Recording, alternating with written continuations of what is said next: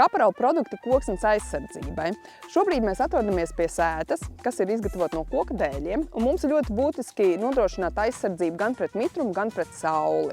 Ja mēs runājam par dēļiem, kas ir sētai, vai arī runājam par dēļiem, ar ko izmanto fasādes apšūšanai, ir jāsaprot viena lieta, ka šie dēļi skaitās tilpumā mainīgi. Tas nozīmē, ka pie paaugstināta gaisa mitruma viņi var izplesties un saulē viņi atkal var žūt. Tātad mums ir ļoti būtiski, lai krāsa būtu elastīga un neveidotos plaisas. Ja mēs runājam par Kaparela akvapalas krāsu, tad viens viņa ir elastīga, otrs viņa ir mitruma noturīga, trešais viņa ir UV staru noturīga un ceturtais, kas arī ir ļoti būtiski, viņa satur šīs biocīdās piedevas, lai neveidotos sēnītes, neveidotos sūnas un neveidotos pelējumus, un tādā veidā mēs ilgstošā laika periodā varam nodrošināt aizsardzību. Akvapalas var izvēlēties kādu no gatavajiem toņiem, diezgan klasiski pelēkais vai brūnais, vai arī var improvizēt ar kādu no šiem toņiem, kur mums ir 2000 varianti no toņkartēm.